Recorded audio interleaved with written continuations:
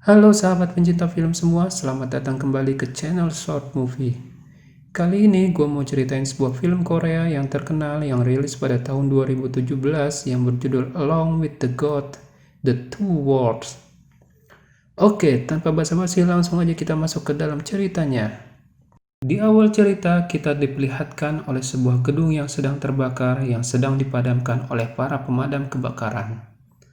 Namun saat itu pula dari atas gedung ada sebuah ledakan yang sangat hebat yang menyebabkan seorang pemadam kebakaran yang bernama Kim Ja-hong terlempar keluar gedung tersebut dan terjatuh ke bawah bersama seorang anak kecil.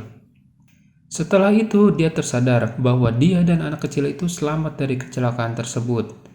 Namun ketika dia mulai berdiri kembali, dia melihat dua sosok manusia berpakaian hitam yang terlihat sangat santai di tengah kerumunan orang-orang yang sedang panik. Lalu mereka tersenyum kepada Kim Jang-hon. Kemudian dua sosok tersebut menghampirinya dan menjelaskan bahwa Kim Jang-hon sebenarnya sudah meninggal. Dan mereka pun mulai memperkenalkan dirinya yang bernama Dok Chun dan Won Mek. Mereka merupakan dua dari tiga orang yang akan menjadi walinya nanti di akhirat dan akan membelanya di dalam persidangan. Yang nantinya Kim Jang-hon di akhirat akan melewati 7 persidangan selama 49 hari. Skin berlanjut ketika Kim Jang-hon sudah berada di alam akhirat. Di gerbang akhirat, dia bertemu dengan wali yang ketiga sekaligus ketuanya yang bernama Gang Rim. Di akhirat, Kim Jang-hon merupakan arwah yang mulia, yaitu arwah yang mempunyai kesempatan khusus untuk dapat bereinkarnasi setelah melewati sidang selama 49 hari. Lanjut ketika Kim Jang-hon dan walinya sudah masuk ke alam akhirat. Di sini Kim Jang-hon langsung dihadapi dengan persidangan yang pertama, yaitu di neraka pembunuhan. Di mana sewaktu hidup di dunia, orang yang pernah melakukan pembunuhan, mereka akan dihukum dengan cara direndam oleh kawah gunung berapi yang sangat panas. Ketika persidangan dimulai, di sana Kim Jang-hon didakwa telah membunuh temannya sendiri, dengan cara meninggalkannya di dalam sebuah gedung yang sedang terbakar. Kemudian wali Kim Jang-hon mulai membela Kim Jang-hon dengan cara membuka kembali cermin karma. Terlihat di sana bahwa Kim Jang-hon sebenarnya ingin menyelamatkan temannya terlebih dahulu. Namun temannya malah menyuruh Kim Jang-hon menyelamatkan warga sipil terlebih dahulu baru terakhir mengurus dia. Setelah Kim Jang-hon selesai mengurus warga sipil, sangat disayangkan sekali gedungnya keburu meledak dan meninggalkan temannya yang masih di dalam sehingga temannya meninggal. Di sini wali Kim Jang-hon membela Kim Jang-hon bahwa Kim Jang-hon tidak berniat meninggalkan temannya sampai meninggal. Selama kebakaran itu pula, Kim Jang-hon berhasil menyelamatkan nyawa 8 orang warga sipil. Sehingga seharusnya tidak pantas bahwa Kim Jang-hon yang sudah menyelamatkan banyak orang dihukum akibat kematian satu orang yang bahkan dia pun tidak bermaksud untuk meninggalkannya. Setelah mendapatkan argumentasi seperti itu, akhirnya hakim pun memutuskan bahwa Kim Jang-hon tidak bersalah dan tidak mendapatkan hukuman di sana. Skin berlanjut ketika Kim Jang-hon berlayar menuju persidangan yang kedua. Di sini Kim Jang-hon menanyakan kepada para wali tersebut, mengapa mereka membantu Kim Jang-hon. Lalu mereka menjawab agar mereka bisa bereinkarnasi kembali menjadi manusia. Karena dalam perjanjian akhirat, apabila mereka mampu membantu jiwa manusia bereinkarnasi sebanyak 49 jiwa dalam satu abad, mereka dapat bereinkarnasi kembali dan memilih ingin menjadi manusia yang seperti apa. Cerita berlanjut dalam persidangan yang kedua, yaitu di neraka kemalasan. Di sini setiap orang yang menyia-nyiakan waktunya selama hidup dengan bermalas-malasan akan dipertanggungjawabkan di neraka kemalasan. Sewaktu Kim Jang-hon disidang, selama hidupnya Kim Jang-hon tidak pernah sedikit pun bermalas-malasan dan mengisi waktunya hanya untuk bekerja. Sehingga membuat Dewi Kemalasan kagum terhadap Kim Jang-hon dan ingin segera melepaskan Kim Jang-hon dari persidangan dan membuat patung untuk memberikan penghormatan kepadanya. Namun sebelum dilepas, Dewi Kemalasan bertanya kepada Kim Jang-hon, apa yang membuat Kim Jang-hon selama hidupnya menjadi seorang pekerja keras? Dan Kim Jang-hon pun menjawabnya, yaitu karena uang. Mendengar jawaban tersebut, seketika Dewi Kemalasan itu pun murka. Karena Kim Jang-hon menyembah dewa yang salah, yaitu uang. Lalu Dewi Kemalasan pun berubah pendapat dan langsung memutuskan bahwa Kim Jong-hon harus dihukum dengan dilemparkan ke sebuah lapangan di mana orang-orang digiling oleh batu besar. Dan lapangan itu pula dikelilingi oleh ikan-ikan yang ganas, yang dapat menggigit manusia layaknya anjing, sehingga mereka yang kabur akan diserang oleh ikan tersebut. Namun sesaat sebelum Kim Jong-hon terjun ke lapangan tersebut, wali mereka pun membela Kim Jong-hon, bahwa tujuan yang sebenarnya Kim Jong-hon bekerja keras untuk mendapatkan uang bukanlah untuk kesenangan dirinya, tapi untuk membayar biaya berobat ibunya dan membiayai sekolah hukum adiknya yang sangat mahal. Oleh sebab itu, Kim Jong-hon tidak pernah sedikit pun bermaksud untuk menyembah uang. Dan akhirnya Dewi Kemalasan pun tersentuh dengan kisahnya. Sehingga Dewi Kemalasan memberikan keputusan bahwa Kim Jong-hon tidak dihukum di lembah kemalasan.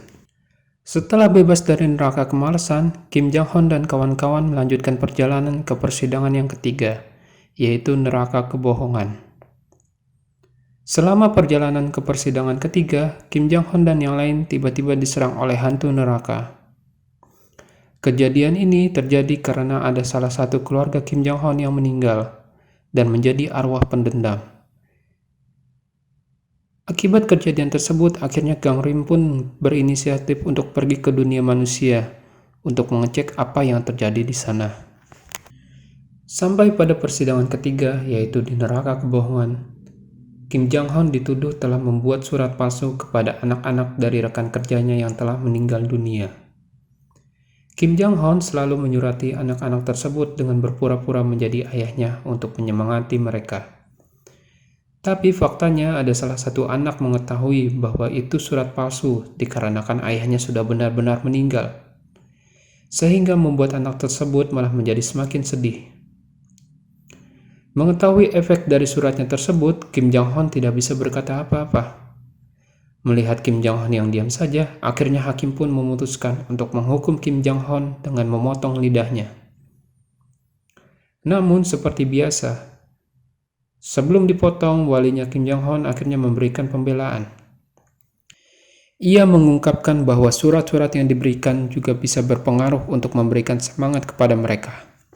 Seperti contoh ibunya Kim Jong-hon yang bisa sembuh dari penyakitnya karena selalu dikirimi surat oleh Kim Jong-hon, yang padahal isinya hanyalah kebohongan.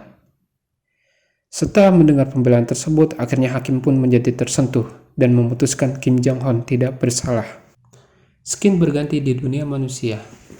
Gang Rim yang sedang mengecek keluarganya Kim Jong-hon menemukan fakta bahwa yang meninggal dan jadi arwah pendendam ialah adiknya Kim Jong-hon, yaitu Soo-hon.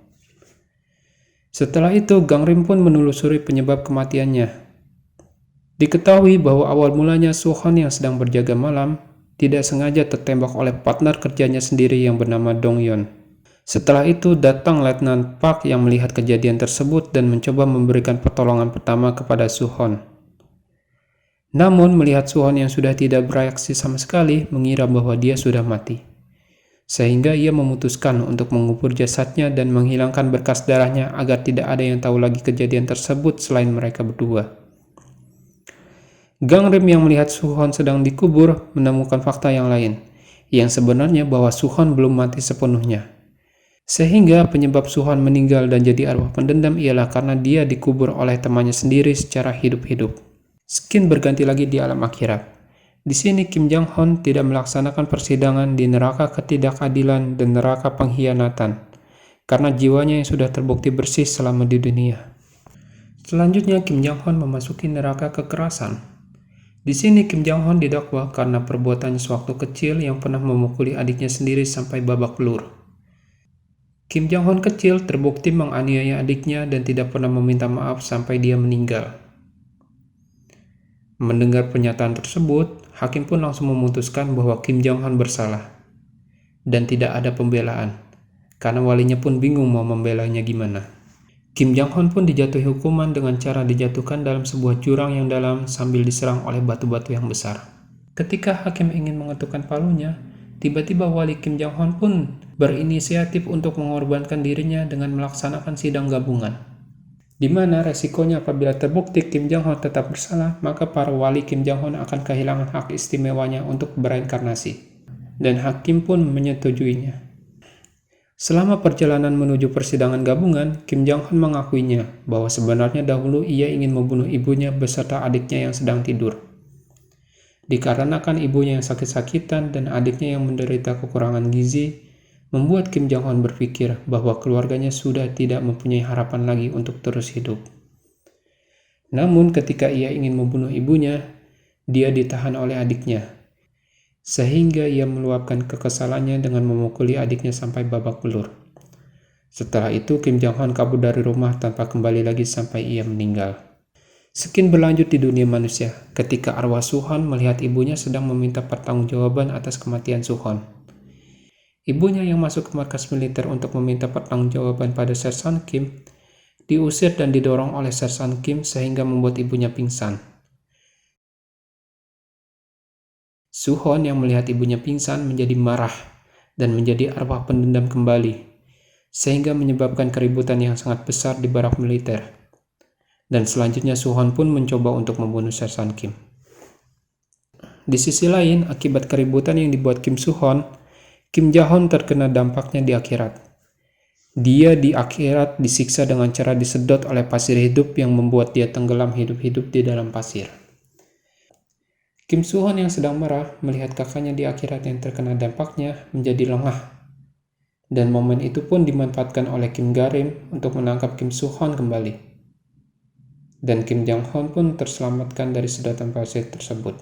Setelah itu, Kim Jong-un menghadapi persidangan yang terakhir, yaitu neraka kekeluargaan.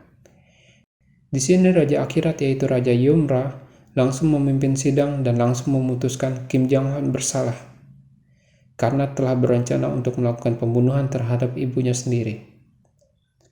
Di sini Wali Kim Jong-un mencoba membela Kim Jong-un dengan mengatakan bahwa percobaan pembunuhan terhadap ibunya itu tidaklah memakan korban sama sekali, dan itu pun dilakukan pada saat ibunya sedang tidur, sehingga ibunya tidak mengetahui tentang percobaan pembunuhan tersebut. Namun Raja Yomra membuka cermin karma dan membuktikan bahwa ibunya sebenarnya waktu itu sadar diri dan mengetahui perbuatan anaknya yang ingin mencoba membunuhnya. Namun di sini ibunya berpura-pura tidur dan mengubur ingatannya dalam-dalam tanpa sepengetahuan anaknya.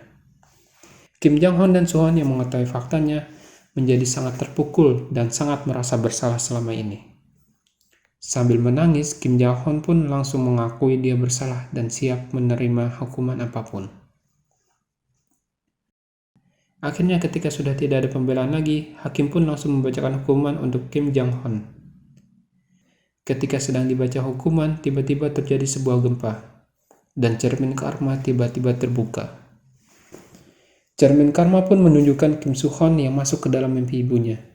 Sambil menangis dan merasa bersalah, Kim Suhon menanyakan kepada ibunya kebenaran fakta bahwa ibunya telah mengetahui kejadian pembunuhan tersebut. Namun di sini ibunya yang tidak bisa bicara di dunia, di alam mimpi dia mengeluarkan suaranya dengan mengatakan bahwa anaknya tidaklah bersalah. Ibunya lah yang merasa bersalah karena mereka mempunyai ibu yang mengerikan seperti dia. Dan akhirnya sambil memeluk Suhon, ibunya meminta maaf atas kejadian selama ini. Raja Yumra yang mendengar permintaan maaf dari ibunya menjadi terharu dan mengubah keputusannya kepada Kim Jong-un. Ia mengatakan bahwa sebuah pasal di akhirat, orang yang berdosa di dunia dan dosanya sudah dimaafkan di dunia oleh orang hidup, maka di akhirat tidak akan didakwa. Dan Kim Jong-un pun dinyatakan tidak bersalah dari semua tuduhan tersebut dan berhak bereinkarnasi sesegera mungkin. Dan selesai.